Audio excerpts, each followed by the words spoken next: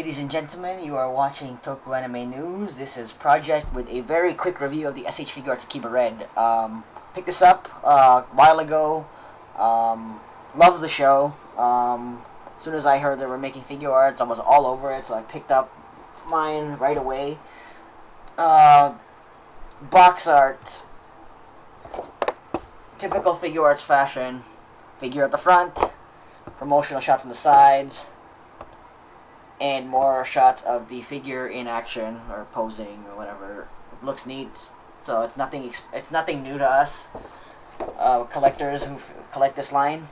He does come with the Tamashii stage, 3 of them actually, for the other 2 Akiba Rangers, so you can do their finisher or pose them as you see fit. We'll leave that there. Articulation wise, I'm not really gonna go into super detail and play around with it because I'm kind of exhausted.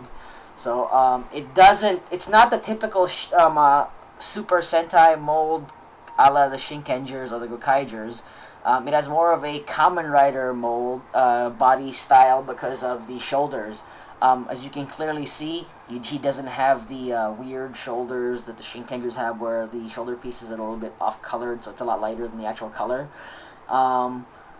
Downside, it does not have the bicep swivel like the Gokaigers or even the Kamen Rider figures have, so I can't even turn it this way, so it limits the arm posing, but some of the poses that he doesn't really require it, so that's not really a complaint of mine. He does seem a little light, so because again, there's no diecast in this figure, you can tell, so there's no diecast. As far as detailing is concerned, I love the detailing on this figure. He looks identical to the show in figure arts form, so he is really, really close to being super shit screen accurate. I'm gonna have to hashtag that. Accessory wise, I already have his scarf on, and he does come with 4 sets of hands. I think it's 2 pointing fingers hands, 2 chopping hands for posing, 2 gun holding hands, and 2 splayed open hands. And the other scarf, so when he's posing, when the wind is blowing towards him and he gets all like dramatic and whatever. And the key accessory, which is right up there in the top corner right here, would be the Moe Moe Magnum. I am kind of not going to take it out and pose him with it, but you can already tell that it's fairly detailed because the Akiba Ranger logo is right there. You can see that little tiny yellow speck right there.